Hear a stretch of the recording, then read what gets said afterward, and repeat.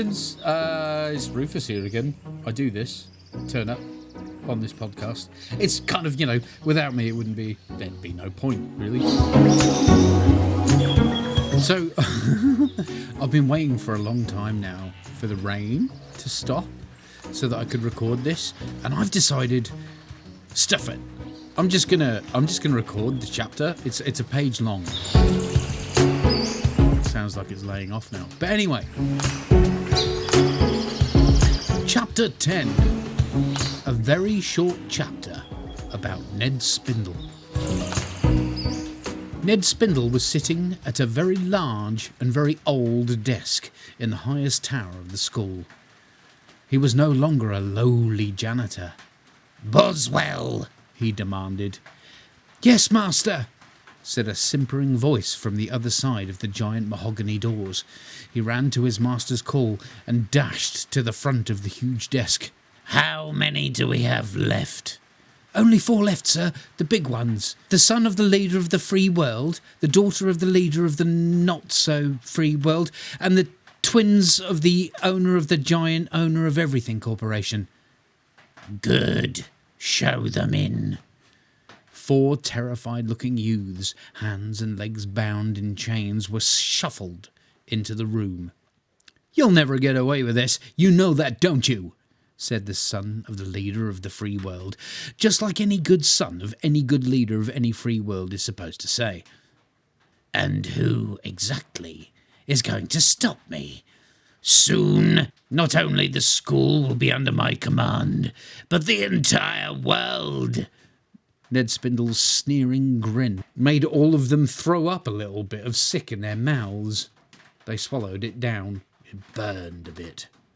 Ned opened a drawer on his desk, pulled out a pocket watch, held it out in front of him, and it dangled from its chain.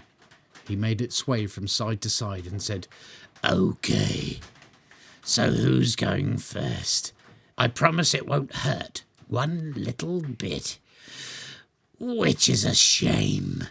And his sneer became an evil grimace. Wow, actually, that was quite good with the rain overhead. That kind of, I think that worked. It was almost like if you watch a movie and there are like a funeral and there's rain. There's always rain at bad bits. That worked quite well. Well done, nature. Thanks, nature. I'm going to do 2 chapters. So that was chapter 10. Here's chapter 11, in which our heroes face some stiff opposition. Star, Hazel, and Fandango were standing at the edge of a bubbling, swirling, angry-looking pink lake. They were on a planet that was no less than the angriest place Hazel had ever seen. The rocks grumbled as you walked on them. The sky was red and monstrous, billowing black and burned purple clouds swirling in the air. The clouds didn't just float around gently like ours do, peacefully forming new and interesting shapes. No, these clouds were actually battling each other. They clashed and bellowed, firing white lightning bolts in all directions, and the entire planet smelled like burnt nose hair. "How can anything live here?" Hazel's arms were up in a fruitless attempt to save her from the never-ending racket and fury of the place. The rocks and sand were all burnt, blackened and sad.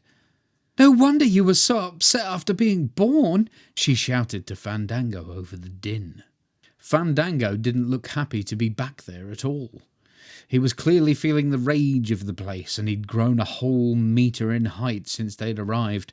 With the anger came the feeling that he wasn't thinking clearly, that he was becoming muddled and confused. Star was sure that this wasn't going to help. They had to trace Fandango's steps since his birth from the pink clay, and somehow find the pocket watch of doom. As Fandango grew another couple of centimetres, Star became worried. "We're going to have to move fast," said Star. "This place is getting to you, Fandango, and we need you to think clearly. Try taking a few deep breaths, relax a bit. Imagine a nice calm stream in the woods or somewhere." Star was cut off by a giant crack of thunder as some lightning exploded into the pink lake of clay. "Uh-oh," said Fandango, and grew a little bit taller. Out of the thick pink gloop, right where the lightning bolt had struck, a giant, angry, groaning blob was starting to rise from the pool. Blue electricity rippled through the goo as the great hulking mass groaned to life. The huge drips rolled over each other in globby waves, forming the familiar shape of an extremely large and extremely angry bubblegum troll, far larger and more angry than Fandango had ever been. "Crikey!" sighed Hazel under her breath, her eyes wide with a confuddling mix of fascination, terror and surprise. "You were never that big, Fandango." "It was a big lightning bolt," squeaked Fandango. "The bigger the bolt, the bigger the troll." As the troll rose up, it blocked out the sun. Just a thought. Why is it exactly that we're not running for our lives?" asked Hazel. "Shock?" suggested Star. The mammoth pink mountainous troll looked up and growled a growl that made all of their skin ripple. "Run!" they all bellowed together. And run they did. The newborn bubblegum troll threw its arms around with wild fury. Sparks flew out of them and stung the heels of the escaping friends. Hazel screamed as she tripped on a rock and crashed to the ground. It took Star and Fandango a moment to realise what had happened before they skidded to a stop and looked back. It was too late. The brand new, insanely massive bubblegum troll had thumped its huge legs out of the pink lake of clay, caught up with Hazel within a few steps, and was about to splodge its massive gooey foot onto her. "No! Stop!" Star shouted at the troll. Star tried to jump up and fly at the new troll to save his friend, but was too late. Fandango grabbed Star's arm as a tubular pink leg, the width of a couch, came thumping down on Hazel, her arms held up to defend herself against the pink doom. Splat! She was gone. The troll thundered onwards, its huge blobby mass making the already angry ground shudder. Fandango managed to pull Star out of the way just in time. As the giant foot whooshed past, Star caught a glimpse of a panicked face sticking out of the side of the troll's leg. "Quick!" he yelled and dragged Fandango to his feet. "She's alive!" Star tried to fly and carry Fandango at the same time, but all the fear and anger of the place had made him grow just that little bit too big and heavy to lift. "I'll fly after them. Try to keep up," said Star, and flew after Hazel and the troll. Fandango started running as he watched Star disappear into the distance. It was clear that he wasn't going to be able to keep pace. This filled him with a sinking, sticky fear. He'd been left on his own. This made him angry, which made him grow, which made him able to run faster. Running faster made him happy, which made him shrink again and slowed him down again. "This just won't do," he muttered. "I have to get big and stay big." He focused, thinking only of the sadness of being left behind. He felt his brain shrink and his body grow, but forced himself to keep feeling sad and angry. Before long, he was bigger than he'd ever been. He took all the anger, sadness, and rage and focused it on his legs, and then he ran. He ran faster than any bubblegum troll had ever run before, all the while managing to think and focus. This had never happened in the history of all bubblegum trolldom.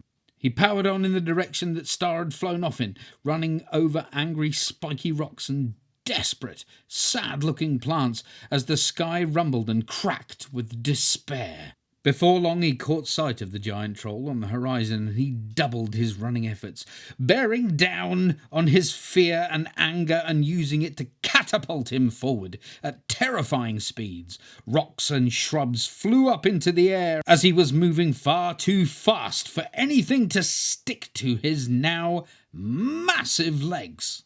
Within minutes he was on them. Star was flying around the troll's head, shooting blue electricity from his hands, but it was doing no good. The newborn troll was just too big and too angry. Star barely saw it happen. Fandango came out of nowhere in a rapid pink blur and thunked into the bigger troll, knocking it sideways, and it crashed to the ground, making it grumble under the impact. Fandango and the newborn troll melted into each other's gooey pinkness and began a wrestling match unlike any other in the history of the many realms. They glooped in and out of each other in a bizarre, twisted, blobby pink mass. Star saw a troll face appear out of a stomach, arms rising and sinking out of the pink mass of bubblegum clay. Roars and screams filled the air as the mangled mix of the two trolls rolled around the hateful landscape, picking up small animals, plants, and all manner of debris as they fought. Suddenly, Star recognised Fandango's face as it emerged from the bigger troll's back. He only had a second to speak and managed to blurt out, "I'll push her out, you catch her," and then his face was gone again. Hazel's face squidged out of the clay for a second and took a giant gasp of air before she vanished again. Star hovered around the battle, darting here and there, searching for any sign of Hazel. He caught glimpses of an arm here, a leg there, some hair rolling out of the beastly battle before all of a sudden, and with a slurping pop, she fired straight up into the air with frightening force and speed. She would have screamed if she hadn't been so busy trying to get air back into her lungs. Star shot up after her. Hazel had been launched so violently that she was like a human-shaped rocket heading for space. Star knew that she would slow down and start falling at some point, but it looked like she might get into space before that happened. His wings beat frantically as he fired upwards. He could feel the air getting thin, and Hazel showed no signs of slowing down. With every ounce of his strength, Star pelted skywards. He could see that Hazel was unconscious as she rocketed up into the stratosphere. Finally, he reached her, caught her up into his arms, and turned them both around. They'd gone so high that Star could barely breathe. They were almost in space. "Stay awake, Star," he told himself through gritted teeth. "Stay awake." Then everything went black. Down below, the fight raged on until eventually Fandango flew out of the pink glob and smashed into a rock face, leaving a giant dent in the wall. He smashed to the ground and came to his senses just in time to see the newborn troll frantically run at another rock face and promptly vanish without a trace. Meanwhile, Star awoke to find himself plummeting to the ground. Ice from the high atmosphere had crisped his hair and eyebrows. The ground was coming up fast. He frantically scanned around to find Hazel. She was just below him and getting dangerously close to being made into human soup from the impact. He jetted after her, only just reaching out and grabbing her wrist in time to stop her hitting the ground. He yelped at the strain of pulling her out of the fall. They both slowed, but the force of it produced two dull clicking noises in their arms. The shooting pain in her arm brought Hazel round, and she screamed at the pain. Star gritted his teeth and went into a crash landing, unable to do anything as both his and Hazel's shoulders became dislocated. They rolled over the rocks in a jagged tumble and came to a stop at Fandango's feet, both of their arms flopping loose from their bodies. "Are your arms supposed to look like that?" quizzed Fandango. Hazel and Star groaned and tried to hold their arms on. "Is it always like this?" asked Hazel through a grimace of agony. "Or do you sometimes have quiet days?" "I'm pretty sure I had a quiet day 200 or 300 years ago," chuckled Star. They all collapsed on the floor and giggled through their pains.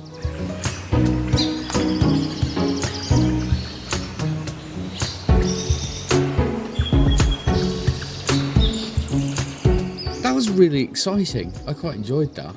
I can't believe I actually wrote that. Did I write that? I wrote that. I don't know about you, but I thoroughly enjoyed that. Anyway, thanks for joining me. Like, I write this stuff because it's fun. Anyway, thank you so much for coming in and joining me and listening. I really, really appreciate anybody that has any time for this. And yeah, go to rufuscribbles.com to find all my socials and buy things and whatnot. Awesome. You're awesome. You're awesome.